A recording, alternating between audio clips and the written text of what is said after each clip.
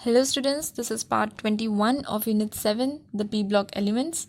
Last lecture में हमने discuss किया था up to 7.13.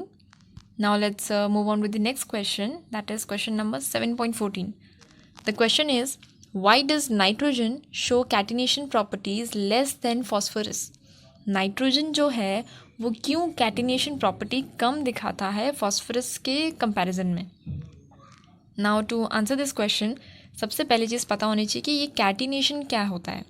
ओके तो कैटिनेशन एक्चुअली एक प्रॉपर्टी है जिसमें अगर कोई एलिमेंट है, ठीक है, जब सेम तरह के एलिमेंट के एटम्स आपस में एक दूसरे के साथ जुड़ के कोई बॉन्ड बनाते हैं या कोई लिंकेज बनाते हैं, उस प्रॉपर्टी को हम कहते हैं कैटिनेशन. जैसे हमने ऑर्गेनिक केमिस्ट्री में काफ़ी कार्बन के कंपाउंड्स देखे हैं, तो ये जो कार्बन है आपस में कार्बन के साथ जो जुड़ के इस तरीके की लॉन्ग चेन बनाता है, इसी प्रॉपर्टी को हम कहते हैं कैटिनेशन. ओके ये कार्बन क्यों कर पा रहा है? Because of this catenation property. ठीक है, कार्बन के लिए तो ये जीवन वरदान है बिकॉज इसी पे पूरी ऑर्गेनिक केमिस्ट्री बेस्ड है, राइट. तो दिस इज़ कैटिनेशन, जहाँ पे कोई सेम एलिमेंट के एटम्स आपस में एक दूसरे के साथ मिलके इस तरीके का कोई बॉन्ड बनाते हैं. Now coming back to the question कि नाइट्रोजन के केस में हमें कैटिनेशन क्यों देखने को नहीं मिलता. तो कैटिनेशन ज़्यादा कॉमन है फॉस्फोरस कंपाउंड्स में as compare to nitrogen, because nitrogen जो है वो अपने ग्रुप का पहला एलिमेंट है, तो उसका साइज़ भी छोटा होगा.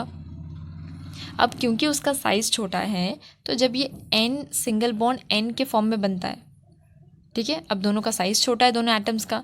अब इसकी वजह से क्या होता है कि यहाँ पे जो इलेक्ट्रॉन क्लाउड होता है, इनके पास जो इलेक्ट्रॉन अवेलेबल होते हैं, इनके बीच में इनके आपस में रिपल्जन क्रिएट हो जाता है. ठीक है, ये आपस में इतने क्लोज हो जाते हैं क्योंकि एटम्स भी छोटे हैं और ये बॉन्ड भी कुछ इतना बड़ा नहीं होता. ठीक है, तो उसकी वजह से क्या हो रहा है, ये जो इलेक्ट्रॉन क्लाउड्स है ना, इनके बीच में ये इलेक्ट्रॉन डेंसिटी के कारण ये आपस में रिपेल करने लग जाते हैं, मतलब रिपल्जन होने लग जाता है. अब जब ये रिपल्जन क्रिएट करेगा, मतलब ये जो बॉन्ड है इनके बीच में, ये बेचारा वीक पड़ जाएगा कि मैं इधर जाऊँ कि इधर जाऊँ. ओके, रिपल्जन के कारण. और वो क्यों हो रहा है? Because of this small size. So हम इस वजह से देखते हैं कि there is weakness of N single bond as compare to P single bond. ठीक है, क्योंकि नाइट्रोजन का एटम छोटा है, it causes great repulsion of electron density of 2 nitrogen atoms, जिसकी वजह से क्या होता है, ये जो बॉन्ड है इनके बीच में ये बेचारा कमज़ोर पड़ जाता है. ओके इस वजह से हम कैटिनेशन प्रॉपर्टी नाइट्रोजन की कम देखते हैं फॉस्फोरस के कंपैरिजन में. Next question that is 7.15. Give the disproportionation reaction of orthophosphorous acid. अब ये डिस्प्रपोर्शनेशन क्या होता है ये हमने लेक्चर्स में भी किया है. ऑर्थोफॉस्फोरस एसिड का ये जो इक्वेशन है ये है हमारे पास. अब यहाँ पे आप देखिए कि जो फॉस्फोरस है यहाँ पे it is in +3 state. Yes, one more thing कि ये +3 स्टेट कैसे आया.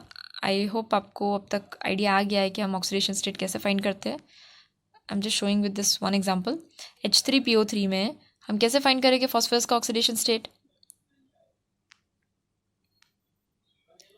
+3 ऑक्सीडेशन का स्टेट क्या होता है ऑक्सीजन के लिए, इट इज़ -2. ऊपर कोई भी चार्ज नहीं, मतलब इट इज़ इक्वल टू 0. तो इस तरीके से x की वैल्यू हमें क्या मिल जाएगी, इट बिकम्स +3. ठीक है, तो फॉस्फोरस यहाँ पे कौन से स्टेट में आ गया, +3 स्टेट में आ गया.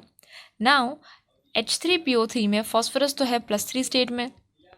जो आगे कंपाउंड्स मिले H3PO4 एंड PH3, यहाँ पे देखिए H3PO4 में फॉस्फोरस है +5 स्टेट में, PH3 में फॉस्फोरस है -3 स्टेट में.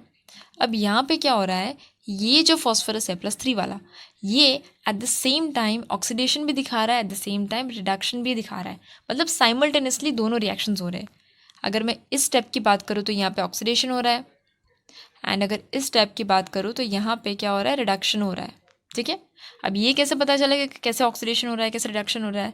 हमने लेक्चर्स में जब सॉल्व किया है तो एक शॉर्ट फॉर्म देखा था, that was oil rig. Okay, oxidation is what, it is loss of electron and reduction is gain of electron. ठीक है, अब ऑक्सीडेशन मतलब इलेक्ट्रॉन लूज हो रहे हैं. तो यहाँ पे आप देखिए कि initially phosphorus is in +3 state. +3 से जब कोई स्टेट जा रहा है +5 की तरफ, मतलब ये क्या बता रहा है +3 कि प्लस चार्ज है, मतलब इसने ऑलरेडी इलेक्ट्रॉन्स को लूज़ किया है. कितने इलेक्ट्रॉन्स को, 3 इलेक्ट्रॉन्स को. ठीक है, अब यहाँ पे +3 से +5 हो गया, मतलब प्लस आ गया, मतलब ऑलरेडी लूज़ किया और और कितने इलेक्ट्रॉन्स और लूज़ किए, 2 इलेक्ट्रॉन्स को और लूज़ किया, तो टोटल क्या आ गया +5 का स्टेट। मतलब इलेक्ट्रॉन्स क्या हो रहे हैं, लूज़ हो रहे हैं यहाँ पे, ठीक है। There is loss of electron, electrons lose हो रहे हैं, मतलब इलेक्ट्रॉन्स का लॉस हो रहा है। और लॉस ऑफ इलेक्ट्रॉन क्या होता है, इट इज़ ऑक्सीडेशन, ठीक है। या तो फिर आप ऐसे भी ध्यान रख सकते हो कि +3 से +5 मतलब ऑक्सीडेशन नंबर बढ़ रहा है, तो वहाँ पे ऑक्सीडेशन हो रहा है। इन आइदर वे आपको याद रहना चाहिए, वो ज़्यादा मैटर करता है। तो ऑक्सीडेशन हो रहा है यहाँ पे +3 से +5 के स्टेज में। सो ये वाला स्टेप तो ऑक्सीडेशन का हो गया। नाउ जो दूसरा स्टेप है दैट इज़ +3 से -3 का। तो इनिशियली +3 और फिर वहाँ से -3, मतलब ऑब्वियसली पता चल रहा है कि यहाँ पे क्या हुआ, 3 इलेक्ट्रॉन्स, -3 है मतलब it is gaining of electron, इसने गेन किया इलेक्ट्रॉन्स को। पहले ये +3 स्टेट में था, अब ये -3 स्टेट में। तो क्योंकि गेन ऑफ इलेक्ट्रॉन हुआ तो उसे हम क्या कहते हैं, इट इज़ रिडक्शन, ठीक है। तो इस तरीके से इस स्टेप में, पहले स्टेप में दैट इज़ +3 to +5 में क्या हो रहा है, ऑक्सीडेशन हो रहा है। एंड +3 से -3 में क्या हो रहा है, रिडक्शन हो रहा है। So this is the disproportionation reaction, जहाँ पे किसी एक ही सेम एलिमेंट का साइमल्टेनियसली ऑक्सीडेशन भी हो रहा है और रिडक्शन भी हो रहा है, और दोनों अलग अलग तरीके के ऑक्सीडेशन स्टेट्स बता रहे हैं। Next question is question 7.16. Can PCl5 act as an oxidizing as well as reducing agent? Justify. क्या PCl5 ऑक्सीडाइजिंग और रिड्यूसिंग दोनों तौर पे काम कर सकता है? इस स्टेटमेंट को हमें जस्टिफाई करना है। तो फॉस्फोरस के लिए पहला फंडा तो ये समझ लीजिए कि फॉस्फोरस जो होता है ना, इसके मैक्सिमम स्टेट में हम देखते हैं कि +5 का ऑक्सीडेशन स्टेट दिखाता है। ये मैक्सिमम, दुनिया इधर की उधर हो जाए लेकिन ये +5 से ज़्यादा जाएगा नहीं। ओके, सो मैक्सिमम स्टेट क्या होता है इसका, +5। और दूसरा मिनिमम स्टेट क्या होता है इसके लिए, दैट इज़ -3। ओके, अब इन दोनों के बीच में एक स्टेट आता है दैट इज़ +3 ऑक्सीडेशन स्टेट, जो हमने अभी प्रीवियस क्वेश्चन में देखा कि +3 से +5 था एंड -3 था। तो इस तरीके के इतने ऑक्सीडेशन स्टेट्स हम देखते हैं, maximum is +5 and minimum is -3। अब अगर कभी ऐसी कोई सिचुएशन है जहाँ पे फॉस्फोरस है +3 स्टेट में, तो ये +3 सिचुएशन तो इंटरमीडिएट है +5 और -3 के बीच में। अगर वो +3 के स्टेट में है, मतलब देर आर चांसेस कि वो +5 की तरफ भी जा सकता है, मतलब आगे के स्टेशन पे भी जा सकता है, नीचे के स्टेशन पे भी जा सकता है। दोनों पॉसिबल चॉइसेस है। कब, जब ये +3 स्टेट में होगा तब, ठीक है, क्योंकि ये तो इंटरमीडिएट है, बीच में आ रहा है। अगर ये +3 स्टेट में नहीं है और +5 स्टेट में है, जैसा हम PCl5 में देखते हैं, PCl5 में फॉस्फोरस का स्टेट क्या है, it is in +5 state. Okay, तो अब फॉस्फोरस जो है वो अगर ऑलरेडी +5 के स्टेट में है तो क्या होगा, यहाँ पे इंटरमीडिएट वॉज +3, ठीक है। अब ये ऑलरेडी +5 के स्टेट में है, तो ये इसके ऊपर तो ये जाने से रहा, ऊपर तो ये जा नहीं सकता, मतलब इसके पास जो ऑक्सीडेशन वाला ऑप्शन था वो तो आएगा नहीं, इसलिए ऑक्सीडेशन पार्ट इसका कैंसिल हो जाता है कि ये +5 के स्टेट में, मतलब ये आगे तो नहीं जा सकता। अब +5 से ये दूसरे ऑप्शन जैसे मिल सकते हैं, मतलब ये +3 पे जा सकता है, -3 पे जा सकता है, क्योंकि ये स्टेट्स पॉसिबल है, लेकिन +5 से ऊपर स्टेट तो पॉसिबल ही नहीं है। सो ये इन स्टेट्स में तो जा सकता है, मतलब ये रिडक्शन दिखा के इन स्टेट्स पे जा सकता है।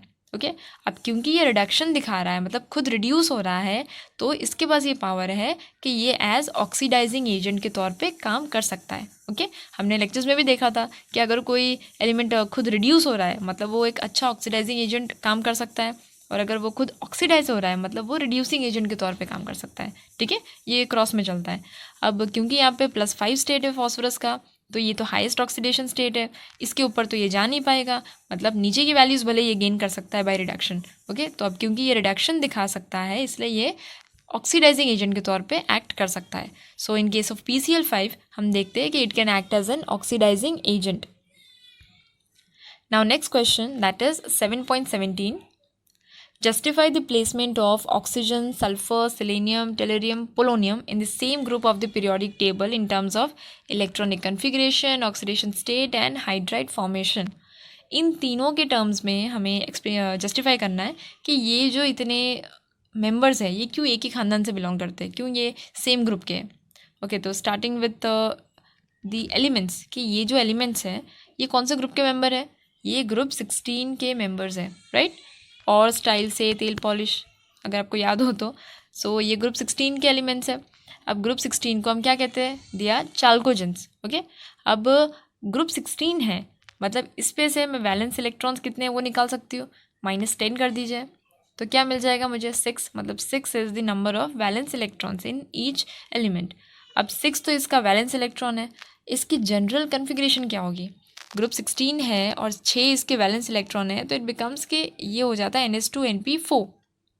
4 इलेक्ट्रॉन्स यहाँ पे, 2 इलेक्ट्रॉन्स यहाँ पे, तो हो गए 6 वैलेंस इलेक्ट्रॉन। ओके, तो जनरल कन्फिग्रेशन इस ग्रुप के लिए हो जाती है NH2NP4, जो कॉमन है इन सब के लिए। अब वेरी क्या करेगा, चेंज कौन सी चीज़ हो सकती है यहाँ पे? एन की वैल्यू। ओके, जो पीरियड नंबर है वो चेंज हो सकता है। ऑक्सीजन के केस में 2 होगा, सल्फर के केस में 3 होगा, देन सेलेनियम के केस में 4 होगा, टेलरियम के केस में 5 एंड पोलोनियम के केस में 6 होगा। तो एन की value it can change from 2 to 6, जो वेरी करेगी इस तरीके से। बाकी ये जो चीज़ है ना S2NP4 वो तो कॉमन रहेगा। Okay, so this is about the electronic configuration. Next जो है दैट इज़ ऑक्सीडेशन स्टेट। अब क्योंकि ये जो एलिमेंट्स हैं इनके पास कितने वैलेंस इलेक्ट्रॉन है? 6 वैलेंस इलेक्ट्रॉन है। ओके, अब हर एलिमेंट का सपना क्या होता है? ऑक्टेट पूरा करने का। यहाँ पे क्योंकि configuration is NS2NP4, what happens कि अगर ये 2 इलेक्ट्रॉन्स को और गेन करता है, यहाँ पे 4 इलेक्ट्रॉन्स है पी के पास, 2 इलेक्ट्रॉन्स अगर और एंट्री लेके आ गए यहाँ पे, मतलब इसका ऑक्टेट पूरा स्टेबल। तो क्योंकि इसे 2 इलेक्ट्रॉन्स और गेन करने पे स्टेबिलिटी मिल जाएगी, इसके लिए हम देखते हैं कि ये जो है -2 का स्टेट दिखाता है, जिसका बेस्ट एग्जांपल है ऑक्सीजन। ऑक्सीजन को आप देखिए, ज़्यादातर जो कंपाउंड्स हम देखते हैं ऑक्सीजन के, it is mostly -2 state. Oxygen का उसमें स्टेट क्या होता है? -2, due to its high electronegativity also. ठीक है, अब ऑक्सीजन ऐसा नहीं है कि बोल दिया -2 तो सब जगह ज़मीन आसमान एक हो जाए, -2 ही रहेगा, ऐसा नहीं है। कुछ गिने चुने 1-2 कंपाउंड्स होते हैं जहाँ पे ये -2 की जगह कुछ और हटके वेरिएशन दिखाता है। जैसे H2O2 हो गया, दैट्स हाइड्रोजन पेरोक्साइड, यहाँ पे -1 का स्टेट दिखाता है। देन एलिमेंटल स्टेट में तो ये 0 होता है। OF2 के केस में ये +2 दिखाता है। बाकी तो जो मोस्टली कॉमन आपको कंपाउंड्स दिखेंगे उसमें तो ये -2 दिखाएगा। ठीक है, ये खाली कुछ एक्सेप्शनल है। अब स्टेबिलिटी की बात करें तो -2 का जो स्टेट है, इसकी स्टेबिलिटी जैसे हम ग्रुप में डाउनवर्ड्स मूव करेंगे, इसकी स्टेबिलिटी क्या होती है? कम होती जाती है। -2 ऑक्सीडेशन स्टेट की जो स्टेबिलिटी है, it decreases on moving down in group.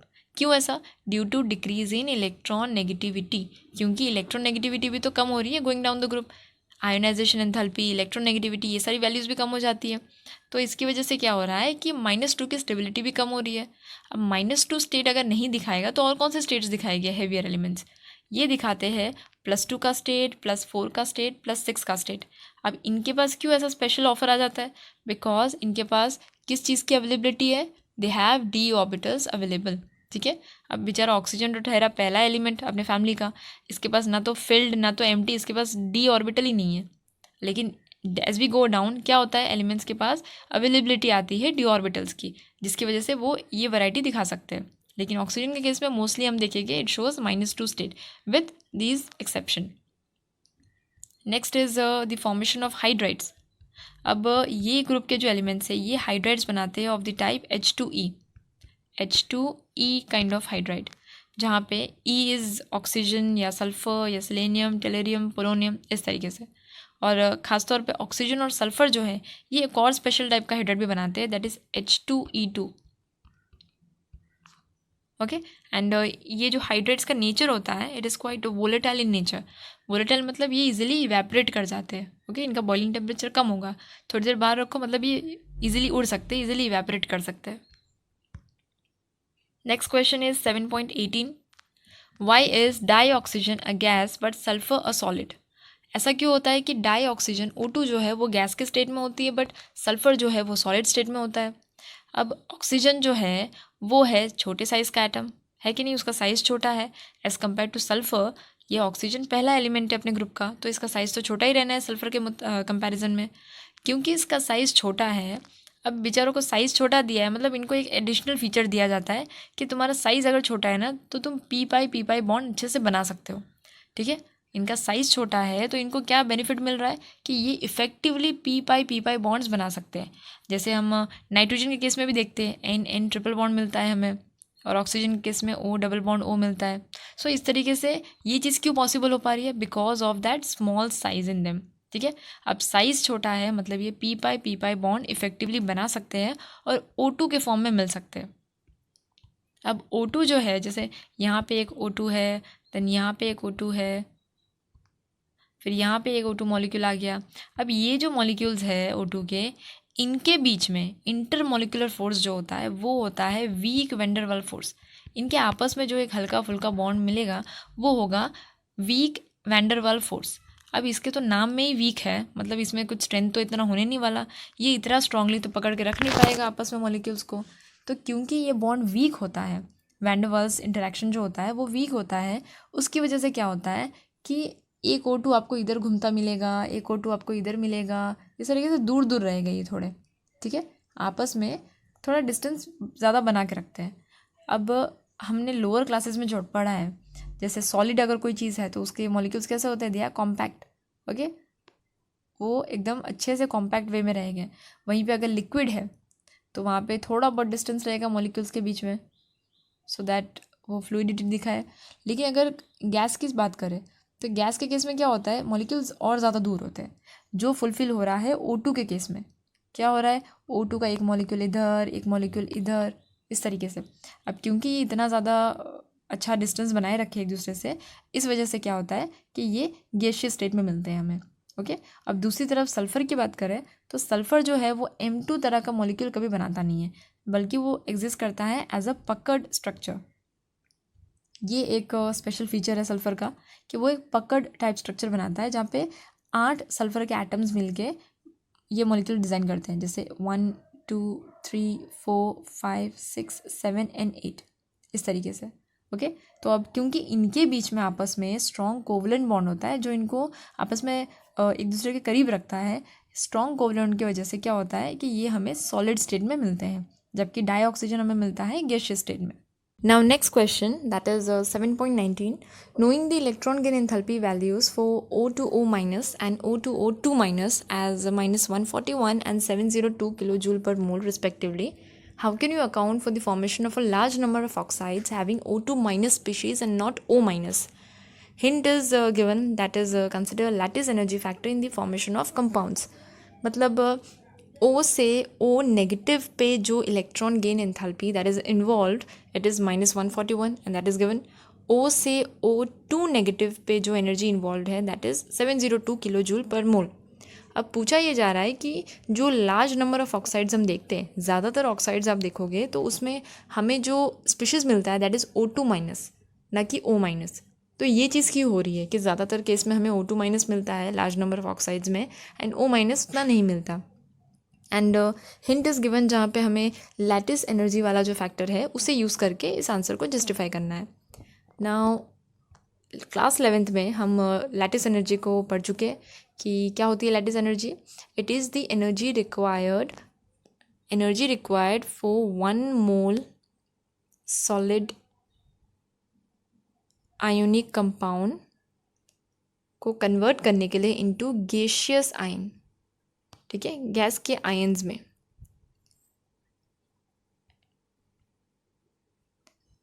So lattice energy इस इमेज से हम ज़्यादा अच्छे से आप विजुअलाइज कर पाओगे।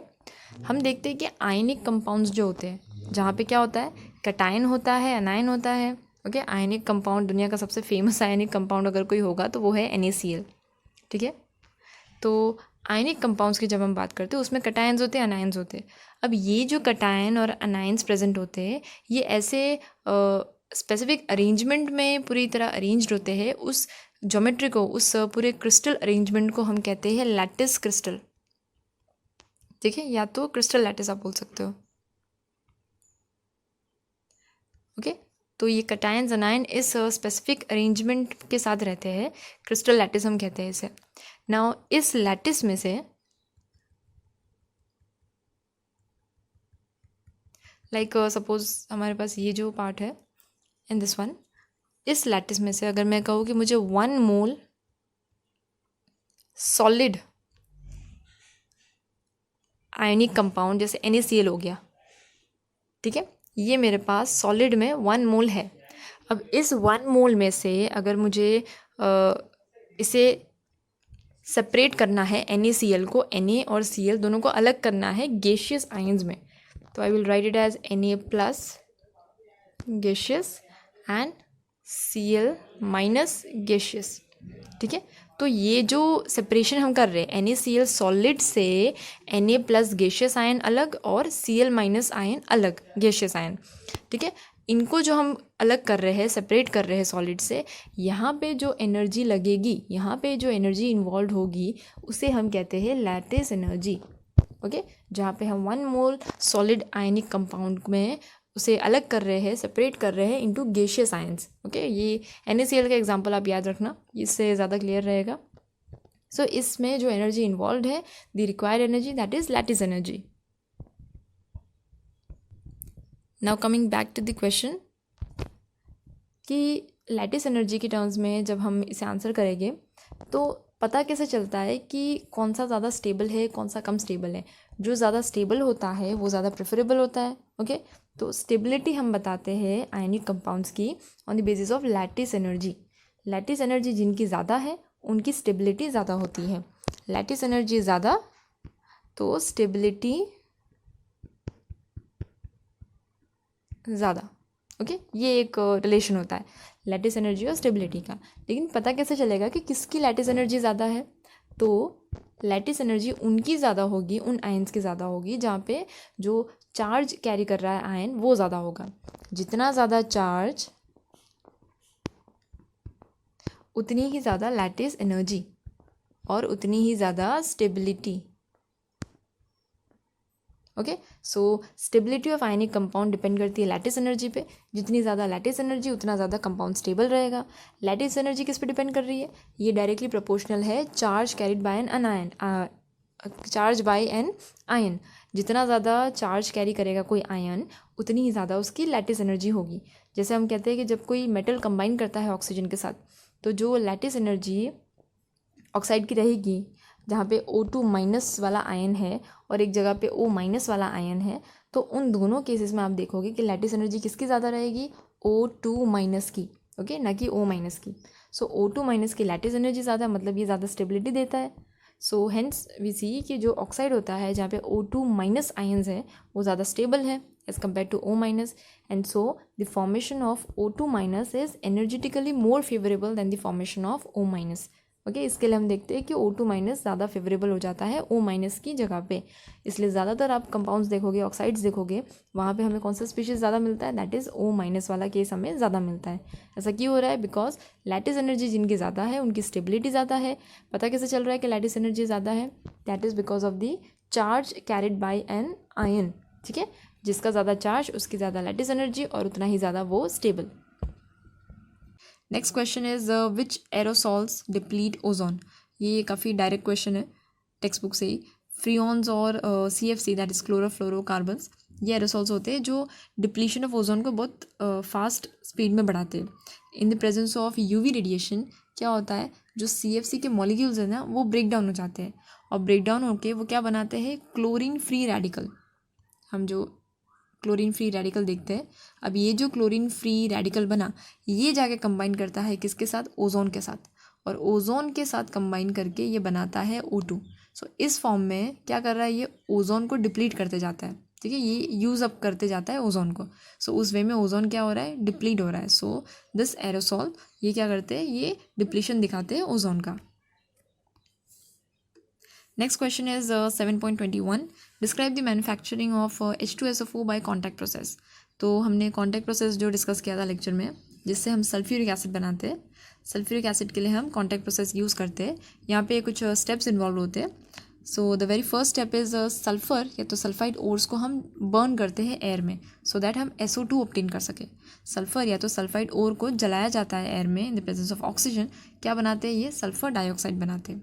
सेकेंड स्टेप में क्या होता है? एक बार सल्फ़र डाइऑक्साइड बन गया, अब ऑक्सीजन के साथ रिएक्शन पे ये जो सल्फ़र डाइऑक्साइड होता है इसे कन्वर्ट करते हैं सल्फ़र ट्राइऑक्साइड में।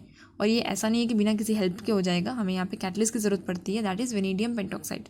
ओके, वेनेडियम पेंटॉक्साइड की मदद से हम ऑक्सीजन के साथ रिएक्ट करवाते हैं सल्फ़र डाइऑक्साइड को और बनाते हैं सल्फ़र ट्राइऑक्साइड। सल्फ़र ट्राइऑक्साइड बन गया, अब इसे एब्जॉर्ब कराया जाता है ऑन H2SO4 सो दैट हमें ओलियम मिले। Oleum is what? H2S2O7। ठीक है, this is the third step. और ये जो ओलियन होता है इस ओलियम को फिर बाद में डाइल्यूट करके हम हमारा जो रिक्वायर्ड डिज़ायर्ड कंसनट्रेशन होता है उसके जैसा H2SO4 ऑब्टेन कर सकते हैं। आप जितना उसे डाइल्यूट करोगे उस हिसाब से ही आपको H2SO4 मिलेगा। एंड इन प्रैक्टिस ये जो प्लांट होता है ये ऑपरेट होता है at 2 bar pressure and 720 kelvin temperature. And इस प्लांट से, इस प्रोसेस से जो हमें सल्फ्यूरिक एसिड मिलता है, it is about 96 to 98% pure. Okay, इतना प्योर होता है ये। So this is how the process is going. यहाँ पे एयर की प्रेजेंस में हम सल्फ़र को हीट कर रहे हैं और क्या बना रहे हैं, SO2 बना रहे हैं। ये फिर जा रहा है ऑक्सीजन के साथ मिलकर SO3 बना रहा है, जिसे फिर कन्वर्ट किया जा रहा है ओलियम में। एंड इस ओलियम पे क्या होता है, जब हम इसे डाइल्यूट करेंगे, जब इसे डाइल्यूट करेंगे तो क्या बनता है, हमारा जो डिज़ायर्ड कंसनट्रेशन है उस कंसनट्रेशन का हमको मिलता है H2SO4। ओके।